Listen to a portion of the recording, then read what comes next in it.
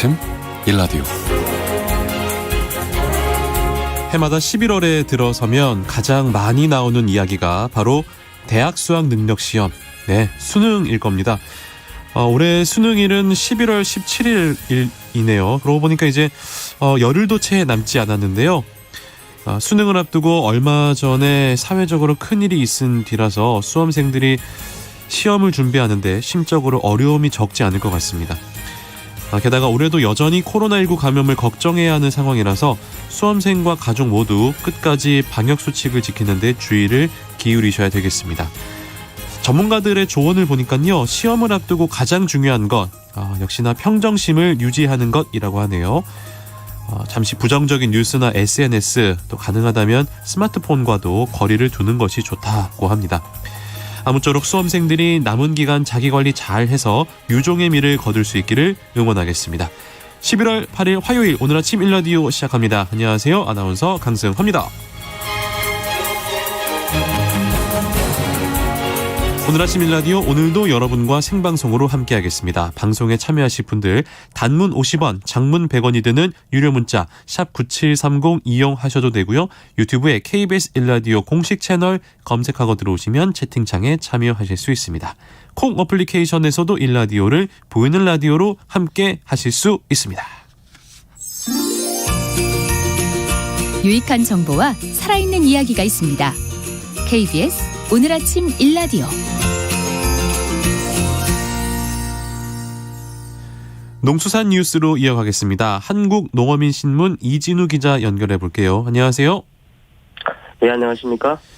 최근에 고병원성 조류인플루엔자가 발생하고 있다라는 우려스러운 소식이 들리는데요. 지금 상황이 어떻습니까? 올 10월부터 살펴보면은 경북 예천의 종오리 농장에서부터 시작을 해서 확진 일자를 기준으로 지난 5일에는 충북 청주의 육개 농장, 그리고 유경 오리 농장, 전북 순창의 산란개 농장 등에서 지속적으로 확진 사례가 지금 발생을 하고 있습니다. 네. 이 바이러스 유형은 H5N1형인데요. 이전에 우리나라에서 발생했던 유형 중 하나이고요. 어쨌든 이게 10월 하순부터 확진 사례가 지속적으로 발생하고 있어서 우려가 지금 깊어지고 있는 상황이라고 하겠습니다. 네, 이렇게 하다가 자칫 다시 이렇게 달걀을 수입하는 일이 벌어지지 않을까 걱정이 되기도 하는데요. 그렇습니다. 이거 2020년 10월부터 이듬해 4월까지 조류인플루엔자로 인해서 약 1,600만 마리 정도의 산란개가 살처분 된 바 있는데요. 이때 다시 이제 계란 생산을 회복하는 기간까지 이게 계란을 수입하는 일이 발생을 했었습니다. 네. 지난달에도 그리고 정부가 농식품부죠. 2023년 할당 관세 부과 품목 안을 추가로 공고를 하면서 내년 1월부터 6월까지 물가 안정과 고병원성 조류인플루엔자 발생에 대비해서 신선 계란을 할당 관세 물량을 들어오겠다고 이렇게 또 밝힌 바 있어서 농가들로부터 빈축을 산 바도 있는데요. 그런 일은 없어야겠습니다만은 이전처럼 조류인플루엔자 확산이 된다면 다시 또 대규모 계란 수입 발생하지 않는다 이런 법도 없을 것 같습니다. 그렇군요. 현재 방역 당국에서 방역 관리는 강화하고 있습니까? 그렇습니다. 4일에는 충북과 세종 그리고 충남과 천안 여기에 대해서 발생 농장의 해당 계열 업체 그리고 전국 산란개 농장을 대상으로 일시 이동 중지 명령을 발령하기도 했고요. 예방적 살처분 범위도 종전에 500m 내에 있는 전축정으로 적용을 해오다가 10월 27일부터 일단 11월 9일까지 2주간은 500m 내 전축종 여기에 대해서 오리에서 발생할 경우에는 500에서 1km 내에도 추가 살처분을 한다. 이렇게 하면서 이제 확대 조정한 바 있습니다. 그리고 발생 양상이 확대되면 추가적으로 살처분 범위를 더 확대할 수도 있다. 이런 여지도 사실 남겨놓은 상태인데요. 네. 여하튼 현재로서는 최대한 농장을 좀 틀어막고 외부인들의 출입 등을 통제해야 할 상황이라고 하겠습니다.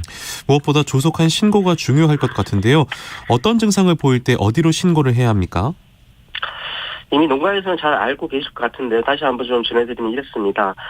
사육하고 있는 가격류에서 태사가 증가하거나 산란율이 떨어질 경우 그리고 사료 섭취량이 이제 감소하는 경우 등에는 이 고병원성 조류인플루엔자가 아닐까 일단 의심하시고요. 네. 1588-9060 그리고 1588-4060으로 즉시 전화를 하셔야겠습니다. 이게 늦게 신고를 하시거나 아니면은 혹시나 가금 산물을 외부로 반출하다가 적발이 되면 보상금 감액은 물론이고요. 법적 책임도 물어야 하니까 의심 증상이 나타나시면 신고부터 일단 제일 먼저 하시는 게 좋겠습니다. 근데 앞서 살처분 범위를 오리만 더 확대한 것 같은데요. 특별한 이유가 있습니까? 이 방역 전문가들의 이야기를 들어보면요, 오리는 다른 축종 그러니까 산란개나 뭐 육개, 그리고 메추리 등에 비해서 고병원성 조류인플루엔자 발생이 좀 빈번했고요. 또 이 감염이 되더라도 특별한 증상이 없이 바이러스를 배출하는 경우가 있어서 이 전파 위험성이 크다 이런 지적이 있는데요. 이 상대적으로 다른 개체들에 비해서 오리가 좀 덩치가 크고 해서 그래서 닭이나 뭐 메추리나 이런 거에 비해서는 바이러스를 견디는 힘이 더 세다 이런 이야기도 있습니다. 이런 이야기가 중앙가축 방역심의회의에서 나왔고요. 이 의견을 반영을 해서 오리를 대상으로 살처분 범위를 확대한 것이라는 게 농식품부의 설명이 됐습니다. 네, 이어서 다음 소식으로 가보겠습니다. 해양수산부가 전국을 4개 권역으로 나눠서 수산자원 정책혁신 현장 발굴단 토론회를 진행하고 있다 소식을 전해드린 바가 있는데 전반적으로 현재 정부가 추진하고 있는 수산자원 관리 정책 좀 완화해달라라는 요구가 이어지고 있다면서요? 그렇습니다. 예상됐던 것이기도 한데요. 좀 먼 바다로 나가서 조업을 하는 대형 어선들은 그들대로 또 그리고 연안에서 소규모로 하는 작은 배들은 작은 배대로 이를 이용해 조업하는 어업인들이 전반적으로 정부가 추진하고 있는 수산자원 관리 정책을 좀 완화해달라 이런 요구를 계속 내놓고 있는 상황입니다. 수산자원 관리 정책 어떤 것들이 운영이 되고 있길래 이런 요구가 나옵니까? 크게 보면은 총 허용 어획량 제도 그리고 TAC라고 약칭해서 부르는데요. 네. 이거 같은 경우는 각 어선별로 어획할 수 있는 일정량을 정해주고 그 이상을 잡지 말라고 하는 정책이 있고요. 그리고 이 기간부터 이 기간까지는 조업을 하지 말라는 거목이 제도가 있습니다. 여기에 대해서 일정 크기 또는 무게 이하의 수산물을 잡지 말라는 금지 체장, 금지 체중 제도가 있는데요. 거목이와 금지 체장, 금지 체중 제도는 각 어종별로 적용이 되고요. 총 어획량 제도는 올 7월부터 17개 업종, 15개 어종을 대상으로 제도가 운영이 되고 있습니다.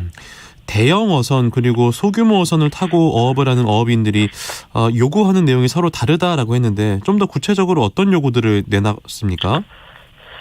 최근 부산 경남 쪽에 연구를 두고서 어업 활동을 하고 있는 어업인들 대상으로 현장 발굴단 권역별 토론회가 열렸는데요. 현장 분위기를 전해드리면 이랬습니다. 대형 기선 저인망 같은 경우는 이들은 배가 좀 크다 보니까 좀 더 먼 바다에 나가서 조업을 할 수 있도록 해달라 이런 요구가 있었고요. 대형 선망 같은 경우는 떠다니는 물고기를 주로 잡는 것인데 이렇다 보니까 총 허용 어획량 제도를 좀 탄력적으로 운영해달라 이런 요구가 나왔습니다. 그러니까 먼 바다로 나가서 조업을 하도록 해달라. 그리고 총 허용 어획량 제도 좀 탄력적으로 운영해달라. 이런 요구가 왜 나오고 있는 겁니까? 조금 나눠서 말씀드리면 이렇습니다. 대형 기선 저인망이라는 것은 말 그대로 바닥까지 큰 거물을 내려서 물고기를 잡는 것을 말하는데요. 네. 그러다 보니까 소형이나 중형 어선을 이용해서 조업을 하는 어업인들과 마찰이 좀 잦습니다. 네.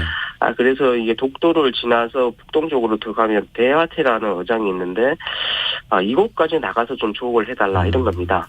물론 미역에 대해서도 동해안 어업인들의 반대가 좀 큰 상황이긴 합니다만은 어쨌든 이렇게 되면은 좁은 수영 내에서 어선들 간에 조업 구역을 두고 벌어지는 경쟁 이거는 좀 완화될 것이다 이런 게 이들의 주장입니다. 그러니까 대형 선망 쪽의 요구가 듣고 싶네요. 이 대형 선망은 표청이나 중청에 떠다니는 물고기를 잡는 어업이라고 할 수 있겠는데요. 그러다 보니까 주로 고등어나 정갱이 등을 잡습니다. 그런데 이들 어종을 회유성 어종 혹은 부어종, 떠다닌다고 해서 떨부자에 고기 여자를 써서 이렇게 부르는데요. 이들 회유성 어종은 우리 해역뿐만 아니라 한중 수역이나 한일 수역 등을 시기에 따라 오가는 어종들입니다. 그러다 보니까 우리 어선이 안 잡으면 중국이나 다른 나라에서 잡을 텐데, 현대처럼 이렇게까지 엄격하게 총 허용 어획량 제도를 적용해야 하느냐 이런 주장을 하는 건데요. 네. 특히 이 업종에서는 고등어 총 허용 어획량 제도를 문제로 좀 제기를 하고 있는 상황입니다. 국민 생선 고등어가 왜 대형 선망에서 문제가 되고 있는 겁니까? 이 회유성 어종이라는 측면에서 대형 선망 어업 같은 경우는 한국과 중국, 일본, 대만 여기가 같이 사실상 같은 고등어장을 이용하고 있는 셈이나 마찬가지인데요. 네. 세계 식량기구 자료에 따르면 이들 4개국이 고등어 어획량이 어느 정도 되냐 하면 네. 10수년째 평균 100만 톤 정도로 나타나고 있습니다. 그러다 보니까 앞서 말씀드린 것처럼 내가 안 잡으면 다른 사람이 잡는다. 이런 등식이 이제 성립이 될 수 있다고 이제 볼 수 있겠는데요. 네. 특히 4개국이 자원 보호를 위해서 각각 우리는 얼마씩 잡자 이렇게 물량을 정해서 협정이라도 맺고 있는 상황이라면 모르겠는데 이런 상황도 아닌 상황이다 보니까 굳이 우리가 양을 정해서 이렇게 잡아야 하느냐 이런 이야기가 나오는 겁니다. 물론 큰 틀에서는 큰 틀에서 생각하시는 분들 입장에서는 어떻게 들리실지 모르겠지만은 이게 이들에게는 생존의 문제이기도 합니다. 그렇군요. 그리고 소규모로 연안어업을 하시는 어업인들의 이야기를 또 들어봐야 될 텐데 이분들은 금지체장 문제를 주로 제기했어요. 어떠한 내용입니까? 이게 청어 같은 경우는 20cm 이하인 것만 잡으면 20cm 이하인 것을 잡으면 안 되고요. 네. 전어도 또 이렇게 이와 비슷한 금지체장을 이제 신설하는 움직임이 있습니다. 그런데 연안에서 소규모로 어업을 하는 경우에는 주로 멸치나 청어, 전어 등을 이렇게 잡고 또 혼액이 되어서 잡히는데 이걸 따로따로 다 선별을 하기도 어렵고 네. 또 선별을 해서 금지체장 이하면 다시 바다로 또 버려야 된다는 문제가 있습니다. 이러다 보니까 오히려 제도적으로 더 까다로운 총허용 어획량 제도를 적용해달라 이런 요구들 내놓기도 했고요. 네. 그리고 또 한편으로는 건물을 바다에 던지는 것 자체가 불법이 있다 이런 주장도 제기되기도 했습니다. 그물을 바다에 내리는 것 자체가 불법인 어업도 있다. 이게 어떠한 얘기입니까? 현행 이제 수산업법에 있는 이게 조항들이 문제라는 건데요. 네. 이제 멸치 권현망이라는 업종이 있습니다. 권현망. 이게 멸치를 잡는 업종이라고 보시면 되겠는데요. 네. 이게 다른 업종에서는 이 체포 어종 그러니까 좀 용어가 좀 이상하죠. 근데 이게 체포 잡을 어종, 수 있는 네. 어종을 말하는 겁니다. 네네. 이 잡을 수 있는 어종을 수산생물로 정해놓은 반면에 이제 멸치 권현망 같은 경우는 딱 멸치 한 종류로 정해놨습니다. 네. 그런데 아시다시피 멸치는 사실상 먹이 생물이고요. 따라서 멸치를 잡아먹는 포식 수산생물이 함께 그물에 들어올 수밖에 없다는 겁니다. 그런데 법상으로는 다른 물고기는 못 잡게 되어 있으니까 네.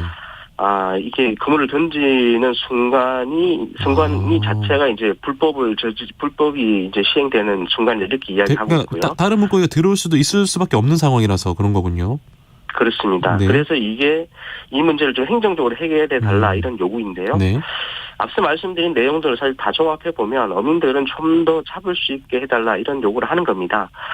그리고 또 이렇게 다 풀어줬다가는 자원이 고갈되는 거 아니냐 하는 우려도 제기될 수가 있는데요.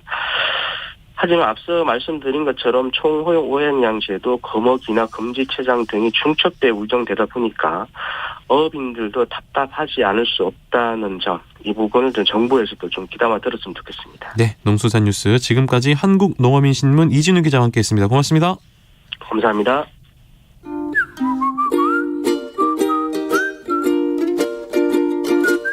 오늘 아침 일라디오 강승화 아나운서의 진행으로 듣고 계십니다.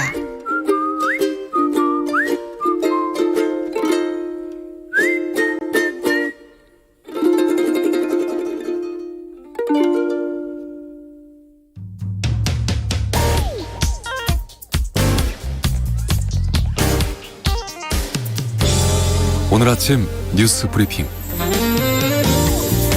뉴스 브리핑 정상근 기자 연결하겠습니다. 안녕하세요. 네, 안녕하십니까?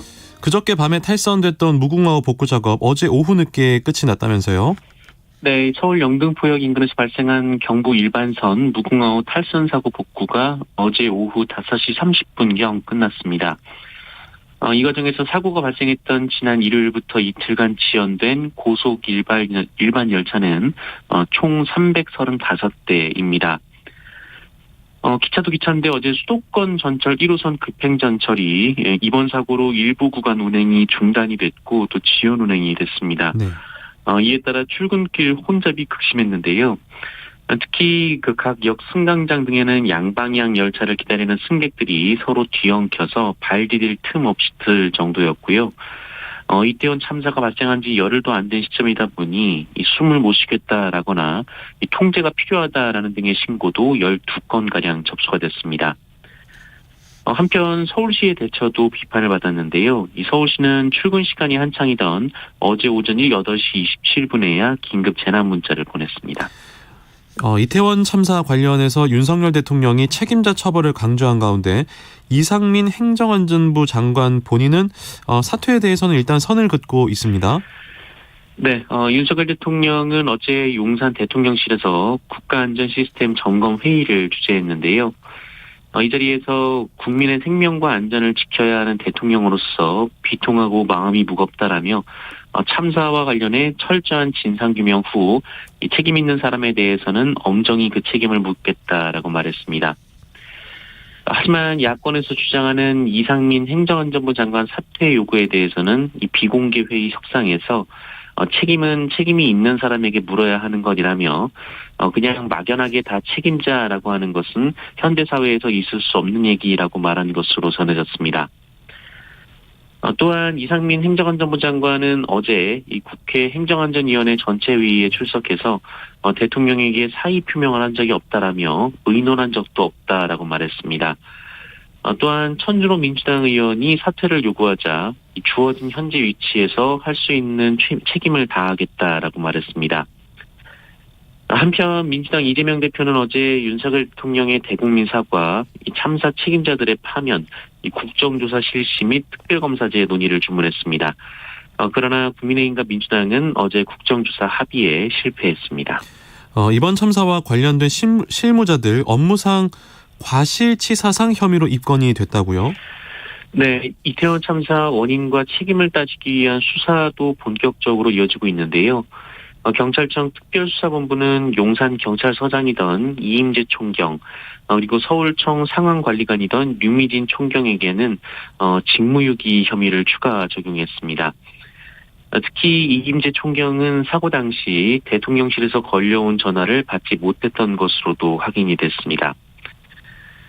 또한 용산서 정보과장 이 계장에게는 직권남용과 증거인멸 혐의가 추가 적용됐는데요.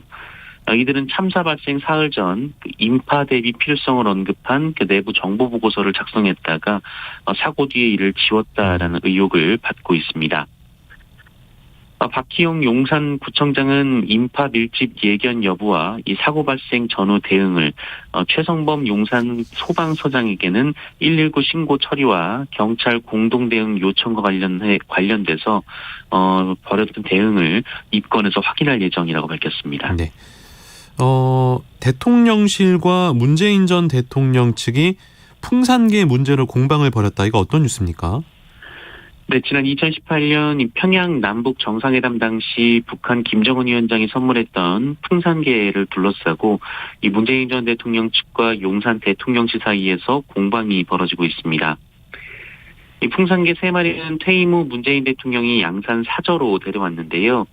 이 대통령 기록물법에 따르면 국가 원수가 받은 선물은 대통령 기록관에 넘겨야 하는데 대통령 기록관은 동식물을 관리할 시설이 없는 데다가 또 동물 복지를 고려해서 윤석열 대통령과 문재인 전 대통령이 협의를 했습니다. 네. 그런데 위탁 협약을 했지만 대통령 기록관이 이 풍산계 관리 비용을 지원하는 내용의 시행령을 아직 만들진 않은 상황입니다. 그러자 문재인 전 대통령 측은 이 대통령실에서 시행령을 반대하고 있는 것 같다라며 어제 풍산계들을 정부에 반환하겠다라고 밝혔습니다. 그러자 대통령실은 반대한 적이 없다라고 반박했고요. 여기에 권성동 국민의힘 의원은 사료값을 정부로부터 지원 못 받았다며 파양한다라고 문재인 전 대통령을 비판하기도 했습니다. 윤석열 대통령이 이주호 교육부 장관을 임명했네요. 네, 윤석열 대통령은 어제 이주호 사회부 총리 겸 교육부 장관을 임명했습니다. 만 5세 입학 논란으로 박순애 전 장관이 사퇴한 지 3개월 만인데요. 새 정부 출범 6개월 만에 1기 내각이 완성이 됐습니다. 앞서 윤석열 대통령은 지난 2일 이주호 후보자 인사청문 경과 보고서를 4일까지 재송부해달라라고 국회에 요청을 했지만 재송부는 불발됐는데요. 이로써 국회 청문보고서 채택 없이 임명된 윤석열 정부의 고위직 인사는 14번째로 들었습니다. 북한이 우리 울산 앞바다에 미사일을 쐈다라고 주장을 하고 있습니다. 네, 북한군은 어제 한미연합공중훈련 이 비질런트 스톰에 대응해서 지난 2일에서 5일 이 대남 군사작전을 진행했다 이렇게 밝혔습니다. 네. 그런데 북한의 주장 중에 울산 앞바다에 순항미사일을 발사했다라는 내용이 있었는데요. 이 북한이 NLL 이남 우리 영해 인근에 이 탄도미사일을 발사한 후 우리 측이 이에 대한 대응 사격을 했는데 그러자 이 함경북도 지역에서 590km 정도의 사거리로 울산시 앞 80km 부근 수역 공해상에 이 두 발의 전략 순항 미사일로 보복 타격을 가했다라는 것이 북한의 주장이었습니다. 이는 우리 군이 공개한 적이 없는 내용인데요. 이에 대해 우리 군은 당시에 포착된 순항 미사일이 없다라고 일축했습니다. 또한 군은 이 전투기 500대 동원 등 북한이 공개한 내용이 모두 사실은 아닌 것 같다라고 했고요. 네. 지하 침투 폭탄이나 전자 충격탄 등을 시험했다는 내용도 신빙성이 떨어져서 이 북한이 사실과 거짓을 교무요히 섞은 이 선전물을 내보낸 것으로 분석했습니다. 네. 그런가 하면 백경란 질병관리청장의 동생이 이력서에 누나의 직위를 기재해서 논란이 됐다고요? 네, 이 코로나19 진단 키트를 만들어서 수출하는 바이오 기업에 이 백경란 질병관리청장의 남동생 백모 씨가 사회이사로 지원을 했습니다. 그런데 백모 씨는 이 자신의 직무수행 계획서에 이 형제자매들이 현재도 의료 및 제약업계에 종사하고 있다라면서 마침 친누이가 2대 질병청장의 임무를 맡은 백경란 청장이라고 밝혔습니다. 네. 백모 씨는 이날 지원심사에서 의결 정족수 부족으로 결국 선임되진 못했습니다만 이 질병청과 업무 관련성이 있는 기업의 임원 후보로 나서면서 질병청장을 거론한 것은 매우 부적절하다라는 지적이 나왔습니다. 이 백경란 청장은 송구스럽게 생각하고 무겁게 책임을 느끼고 있다라고 말했는데요. 그러나 이 백모 씨는 계획서는 다른 사람이 쓴 것이며 본인은 몰랐다라는 주장을 하고 있습니다. 한편 국회 보건복지위원회 소속 민주당 의원들은 제약 바이오 관련 주식 보유로 이해충돌 논란을 빚고도 관련 자료를 끝내 제출하지 않은 백경란 천장을 고발하기로 했습니다. 네. 지난 29일 충북 괴산에서 발생한 지진의 원인으로 추정되는 단층이 발견됐습니까? 네, 지난달 29일 충북 괴산에서 규모 4가 넘는 지진이 발생했는데요. 이 지진을 일으킨 원인으로 강력히 추정되는 단층이 발견됐다고 어제 MBC가 보도했습니다. 충북에서 규모 4가 넘는 지진 관측은 관측된 이후 처음인데요. 이 국토의 한가운데를 뒤흔든 지진의 원인을 찾기 위해 지질자원연구원이 연구팀을 급파했고 연구팀이 진앙지에서 8km 정도 떨어진 계곡에서 땅의 균열, 그러니까 단층을 확인했다는 겁니다. 이 단층은 오랫동안 땅속에서 열과 압력을 받아서 이 손으로 만지면 쉽게 부스러질 정도로 강도가 약해졌다라고 하는데요. 연구진은 이곳의 단층이 이번 괴산 지진을 일으킨 단층 중 하나로 강력히 의심된다라고 밝혔고요. 이 단층의 총 길이는 하늘에서 보기에는 7km가 넘는 것으로 보인다라고 합니다. 또한 한국지질자원연구원은 최근 충북 지역의 다른 곳에서도 위험한 단층대를 발견했다라고 말했는데요. 네. 이 일대에서 과거 이 규모 6이 넘는 강진이 벌어졌던 것으로 추정되는데 그 시점은 조사 중이라고 합니다. 이에 단층 조사와 지진 대비를 서둘러야 한다라는 지적이 나오고 있습니다. 네. 달을 향해 가고 있는 우리나라의 첫 달 궤도선 다누리 우주 한가운데에서 BTS 뮤직비디오를 보내왔다고요? 네, 지난 8월 5일 발사된 대한민국의 첫 달 궤도선 다누리가 우주에서 영상과 사진을 보내는데 성공했습니다. 과학기술정보통신부와 한국항공우주연구원은 어제 이 다누리가 방탄소년단의 뮤직비디오와 지구 사진 등을 전송하는 데 성공했다고 밝혔습니다. 이 다누리 우주 인터넷 탑재체는 지상과 달리 수시로 통신이 끊어지는 우주 환경에서 데이터 전송 능력을 검증하기 위해 개발됐는데요. 이번 성능 검증 시험은 임무 목적이었던 통신 거리보다 약 3배 이상 떨어진 128만 킬로미터 거리에서 성공했다는 점에서 큰 의미가 있다고 항우연 측은 밝혔습니다. 과기부와 항우연은 다누리가 고해상도 카메라로 촬영한 지구와 달 공전 사진 그리고 달이 지구를 통과하는 사진도 함께 공개했는데요. 다누리는 앞으로 한 달 넘는 긴 여정을 더 한 이후 올해 12월 17일 달 궤도에 진입할 예정이고요. 이 목표 궤도인 달 상공 100km 지점에는 내년 1월 1일 안착할 계획입니다. 네. 코로나19 상황 전해주시죠. 네, 어제 코로나19 신규 확진자 수는 18,671명이었습니다. 전날보다는 절반 수준입니다만 지난주 월요일과 비교하면 167명 늘어서 월요일 확진자 기준으로는 7주 만에 최다치를 기록했습니다. 위중증 환자가 최근 크게 늘고 있는데요. 365명으로 40일 만에 가장 많은 수의 위중증 환자가 나왔고요. 사망자는 18명이 나왔습니다. 한편 18세에서 59세 연령층을 대상으로 모더나와 화이자의 개량 백신을 활용한 동절기 추가 접종이 시작되기도 했습니다. 네. 끝으로 독일 프로축구에서 활약 중인 정우영 선수 시즌 첫 골을 터뜨렸다고요? 네, 독일 분데스리가 프라이부르크에서 활약 중인 정우영 선수가 한국 시간으로 어제 쾰른전에 선발 출전해서 후반 7분 리그 11경기 만에 첫 골을 신고했습니다. 오프사이드를 피한 절묘한 침투에 이어서 이 정교한 왼발 마무리로 골망을 흔들었는데요. 시즌 초반 주로 교체로 나오다가 2경기 연속 선발 기회를 잡았고 결승골까지 터뜨리면서 월드컵을 앞두고 상승세를 탔습니다. 스페인 프로축구 프리메라리가 마요르카 소속의 이강인 선수도 에이스다운 활약을 펼쳤는데요. 특유의 탈압박 개인기와 전진 패스 능력을 선보이며 공격적인 재능을 마음껏 뽐내서 이 팀 승리에 기여를 했습니다.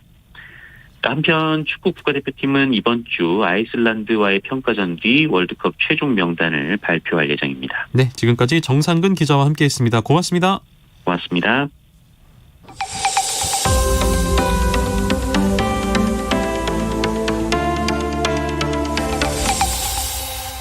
KBS 오늘 아침 일라디오. 도시농부들의 텃밭 가이드 수원 씨앗도서관 박영재 관장과 함께합니다. 관장님 안녕하세요. 네, 안녕하세요. 네, 오늘 텃밭과 관련해서 궁금한 점 있으시면 단문 50원, 장문 100원이 드는 유료 문자 샵 9730, 샵 9730으로 지금 바로 문자 보내주시기 바랍니다. 저희가 자세하게 답변 드리겠습니다. 관장님 어제가 입동이었는데요. 날씨가 그렇게 춥진 않았어요. 네, 그런데요.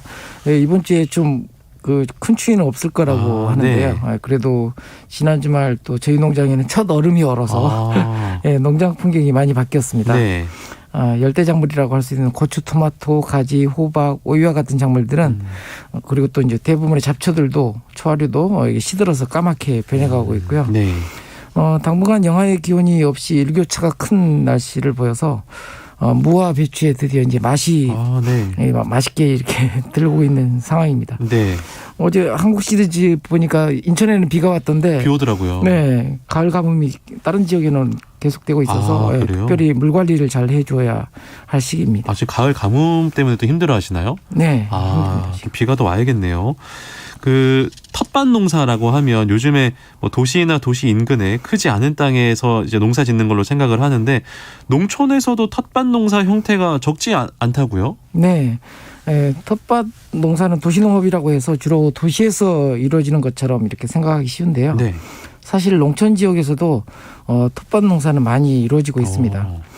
상업적으로 판매하지 않고 작업을 위해서 조그맣게 농사 짓고 있는 분들이 점점 늘어나고 있습니다. 기존 농업인들이 이제 고령화되면서 이제는 상업적으로 재배하는 밭들을 주변 농사 짓는 분들에게 임대해 주시고 텃밭 정도의 사이즈만 작업을 위해 농사 짓는 것입니다. 이렇게 규모를 줄여서 텃밭 농사를 짓고 계신 분들은 스스로의 건강의 비결이 바로 이 조그맣지만 몸을 움직이는 이 농사에 있다고 하십니다. 그러니까 너무 무리하지 않는 범위에서 흙도 만지고 자연과 가까이 하고 그 자체로 건강에 도움이 될 것 같은데 정서적으로도 굉장히 좀 좋을 것 같다라는 생각이 드네요. 네, 맞습니다. 그래서 텃밭 농사를 짓는 도시농업의 중요한 기능으로 치유농업을 이야기하는 것도 일견 타당해 보입니다. 네. 치유농업은 사회적 약자나 질병에 걸린 사람을 대상으로 농사를 활용하는 것인데요. 네. 다른 용어로는 이제 힐링이라고 이렇게 풀이할 수가 있겠습니다. 자연 환경 속에서 식물, 동물들과의 이제 자연스러운 교감을 통해서 스스로의 면역력을 회복해서 치유력을 높일 수 있는 그런 이제 기능이 있는 농업이라고 할 수 있겠죠. 최근 농촌진흥청을 포함해서 농업진흥기관들이 이런 치유 농업을 확대하는 한편 전문 인력 양성에도 심혈을 기울이고 있습니다. 그 실제로 치유 농업의 긍정적인 뭐 결과들이 나오고 있습니까? 네, 이번 안타까운 참사 때도 현장에서 애쓰신 분들이 심리적으로 힘든 경우가 맞아요. 적지 않았다고 들었는데요. 이렇게 각종 사건 사고 현장에서 구조 활동을 하는 소방관분들을 대상으로 식물을 이용한 치유 프로그램을 체험하게 해본 결과가 눈에 띕니다. 네.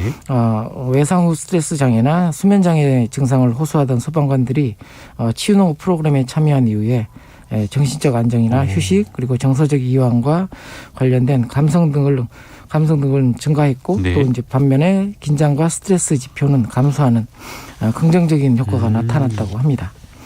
실내에서 식물 재배를 직접 체험하면서 식물의 색이나 향에 의한 감성 변화를 체험할 수 있었고 또 무엇보다도 동료들과 그리고 작물을 가꾸면서 같이 마음을 터놓을 수 있는 기회가 주어져서 좋았다는 반응을 얻었다고 합니다. 그렇군요. 이렇게 대화도 하고 스트레스도 풀고.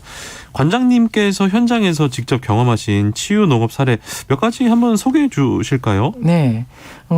제가 경험한 대부분의 치유 농업 현장은 농진청에서 이런 노력이 본격화되기 이전의 것인데요. 네. 예, 일부 의료기관이나 교육기관, 사회복지시설이 스스로 이제 문제를 해결하기 위해 농사를 도입한 경우였습니다.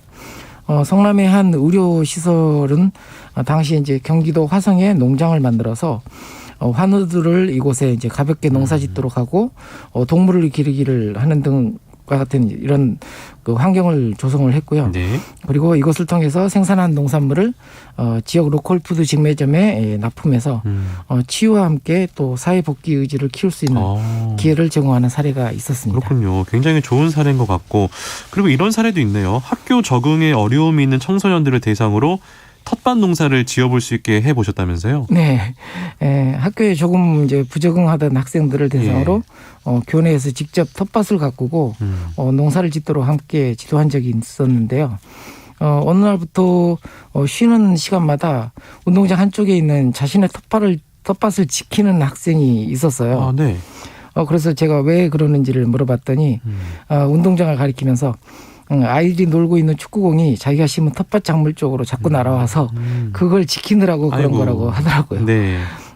생명을 귀하게 여기는 이 아이의 마음이 좀 기특해서 운동장에 놀고 있는 친구들에게 이 학생의 사정을 이야기하고 함께 텃밭 울타리를 만들어줬던 기억이 납니다. 좋네요.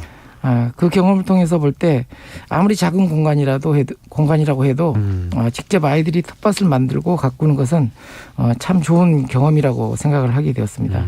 서로 배려하고 협력할 수 있는 소중한 기회를 아이들이 서로 가질 수 있으니까요. 그렇죠. 배려하고 협력하고 또 생명의 소중함도 느끼게 되고 이렇게 치유 농업의 긍정적인 면이 많다는 걸 알겠는데요. 아직까지 여러 분야에서 막 도입하는 것 같지는 않거든요. 현장에서는 어떻게 느끼고 계십니까? 네, 치유농업이라는 것이 식물의 성장을 보면서 스스로 부정적인 정서가 감소하는 것을 느끼고 또 사회 복귀의 의지를 높여나갈 수 있는 긍정적인 면이 있는데요. 네. 그래서 일부 사회복지시설에서 노숙인들의 사회복귀의 일환으로 텃밭 농사를 이용하기도 합니다. 그런데 다양한 경우를 오랫동안 지켜보면서 느낀 것은 학교나 병원, 사회복지시설 현장에서 직접 당사자분들이 이런 것에 더 관심을 가져주셨으면 하는 것입니다. 네. 농업 관련해서 한편으로는 또 새로운 직업군으로 원예치유사나 치유농업 전문가를 양성할 필요도 있지만 또 한편으로는 앞서 말씀드린 듯이 교육이나 재활의 현장에서 직접 일하시는 분들이 농업을 통해서 할 수 있는 것이 치유 영역을 먼저 깨닫는 과정이 필요해 보입니다. 그 말씀하시니까 문득 떠오르는 분이 있는데 일전에 관장님 농장에서 일을 돕고 계신다는 요양보호사님, 그분이 이런 치유농업에 관심을 갖고 직접 체험하는 경우일까 싶어요. 네, 맞습니다. 요양원이라고 하면 우리가 느끼는 일반적인 이미지가 있는데요. 있죠. 그분들은 이제 이렇게 침대라든지 네. 휠체어 뭐 이런 것만 생각나는데 네. 그분은 그런 것에서 좀 벗어나서 꽃과 나무 또 함께 어울릴 수 있는 동물들 그리고 다양한 사람들과 교감할 수 있는 휴식과 치유의 공간으로 요양시설을 바꾸고 싶어서 저희 농장 일을 도우면서 배우고 계신 분인데요. 그때도 방송을 듣고 몇몇 분들이 공감을 하셔서 저한테 연락을 주신 분 적이 있었습니다. 생각보다 많은 분들이 그런 공간을 가꾸는 것에 관심이 있고 또 그런 치유 공간이 있다면 머물고 싶다는 말씀도 해주셨습니다. 자, 오늘 좋은 말씀 해주셨는데 이렇게 치유 농업에 대해서 관심 있는 분들 좀 정보가 필요할 것 같거든요. 정보를 얻을 수 있는 것 좀 소개해 주시겠어요? 네, 그 농촌진흥청 농업정보 포털인데요. 네. 농사로라고 합니다. 농사로. 네, 이 인터넷을 검색하시면 치유농업과 관련된 다양한 내용과 교육 자료가 잘 나와 있습니다. 네. 치유농업의 의미부터 치유농업 준비과정 그리고 치유농장 시설 그다음에 활동을 구성하는 자세한 프로그램 내용들까지 이렇게 담고 있습니다. 이런 내용을 먼저 좀 충분히 공부하시면 좋겠습니다. 그리고 또 지역 단위 농촌진흥기관인 농업기술센터에서도 치유농업과 관련한 다양한 전문가 양성 프로그램을 진행하고 있습니다. 관심 있는 분들은 이런 프로그램에도 좀 참여해 보시면 좋겠습니다. 이런 과정을 통해서 좀 텃밭 농사에서 본인이 행복해진 네. 그런 행복 바이러스를 사회적으로 의미 있는 치유 농업이라는 영역으로 좀 이렇게 넓혀 나가시는 것도 좋을 것 같습니다. 네. 농사로. 예, 농사로. 맞죠? 네, 홈페이지 맞습니다. 농사로 참고하시기 바랍니다. 청취자 여러분의 궁금증 한번 풀어볼게요. 9568번님. 봄에 옥상에서 화분에 딸기를 심었는데요. 다가오는 겨울철에는 어떻게 관리해야 할까요? 네, 화분의 크기에 달려 있는데요. 화분의 크기가 충분히 겨울철에 얼지 네. 않을 정도의 사이즈라면 밖에 둬도 되지만 네. 사이즈가 너무 작다면 안으로 들여놓으시는 게 좋을 것 같습니다. 크면은 이렇게 얼지 않을 수 있기 때문에 네, 이제 그렇죠. 얼지 않게 관리하는 게 중요한 것 같습니다. 1122번님. 관장님, 배추 아래 잎을 따줘도 됩니까? 네, 따줘도 되는데요. 사실은 이제 묶어줘야 되니까 그 아래로 처지는 잎들을 네. 이렇게 좀 보온제 삼아서 이렇게 묶어주는 용도로 쓰시면 됩니다. 네. 그리고 따주는 것은 어차피 네. 김장할 때 예. 따내니까. 오히려 이제 보호할 수 있게 좀 네. 이렇게 감싸서 묶어주란 말씀. 7715번님. 이번은 수원 분이신데요. 관장님 근처에 계신. 저는 수원 행궁동 한옥에서 텃밭 농사를 짓고 있습니다. 9월에 쪽파를 심었는데 잘 자라다가 갑자기 말라 죽어버렸습니다. 왜 이렇게 됐을까요? 네, 이 말라 죽었다는 표현이 좀 그렇긴 한데요. 예. 아마 이제 그 뿌리 쪽에 네. 그 고자리파리라고 하는 해충이 왔을 겁니다. 네. 예. 아무래도 이 산도가 좀 높아지면 산성 토양으로 이렇게 바뀌면 네. 고자리파리도 많이 오고 그리고 퇴비가 완숙 퇴비가 아닌 미숙 퇴비를 썼을 때 이런 네. 고자리 피해를 많이 봅니다. 그러면은 땅이 산성인지 아닌지 어떻게 알 수 있나요? 아무래도 이제 이런 파리들이 많이 오면 벌레들이 계란 오면. 껍질이라든지 네, 이런 네. 걸 통해 가지고 좀 네. 그 토양을 중화시켜주고 그리고 퇴비는 완숙 퇴비를 줘보시면 좀 그런 걸 피해를 막을 수 있을 겁니다. 약간 벌레가 꼬인다 싶으면 계란 껍질 같은 거 두고 네. 그다음에 그 완숙 퇴비 네. 이렇게 뿌리란 말씀. 9271번님. 김장하려고 배추 50포기 정도 심었는데요. 결구가 되고 있는데 배춧잎 끝에서부터 말리면서 결구가 안 되는 게 몇 개 있더라고요. 그대로 놔둬야 되는지 어떻게 해야 할까요? 네. 이 방송을 통해서 몇 번 이렇게 방송을 드렸는데요. 네. 이렇게 이제 그 속에서부터 안 차오르는 것은 이제 칼슘 결핍일 경우가 많습니다. 네, 그래서 칼슘 계란 껍질을 지금은 이제 좀 너무 예. 늦었긴 했는데 네. 빨리 채우려면 계란 삶고 난 그 물을 네. 그 안에 이제 칼슘이 녹아 있으니까 예. 그걸 식혀서 이렇게 좀 뿌려주는 게 좀 효과는 빨리 볼 수 있습니다. 계란은 만병통치약이네요. 그런가요? 산성 토양도 중화시켜주고 네. 칼슘도 공급하고. 네. 야, 사람에게도 도움되고 식물에게도 도움되고. 6362번님. 관장님, 텃밭 소식 아주 유익하게 잘 듣고 있어요. 질문은 몇 해 동안 농약을 거의 사용하지 않고 밭을 이용했는데요. 흙 속에 온갖 벌레가 있고 봄엔 참개구리도 불쑥불쑥 나와서 깜짝 놀랍니다. 문제는 집에서 먹으려고 고구마, 땅콩을 심었는데 얼마나 많이 갉아 먹었는지 캐면서 보니 썩은 게 너무 많고 땅콩 껍질 안에도 벌레가 너무 많네요. 어떻게 해야 됩니까? 네, 토양 관리를 좀 실패한 케이스인데요. 네. 이것도 아까 그 고자리파리하고 비슷한 계란 사례에 껍질 또 속합니다. 뿌려요? 네. 아무래도 이제 토양의 산도가 높아지고 그리고 이제 땅 속에 유기물이 많아지면 네. 자연스럽게 이렇게 많이 생기거든요. 네, 그래서 한번 산도 관리를 한번 체크를 해보시고 네. 그리고 주변에 이제 좀 이렇게 오염원이 없는지 주로 이제 단자엽 싱글이라고 그러죠. 풀 종류를 이렇게 많이 그 멀칭제로 사용하게 되면 네. 이런 벌레들이 굉장히 많이 꼬입니다. 아, 그렇군요. 네. 계란 껍질 또 뿌립니까, 여기다가? 산도 체크한 다음. 산도 예. 산도 체크는 이제 벌레가 꼬이는지 안 꼬이는지. 네네. 혹시 뭐 이렇게 측정할 수 있는 것도 있나요?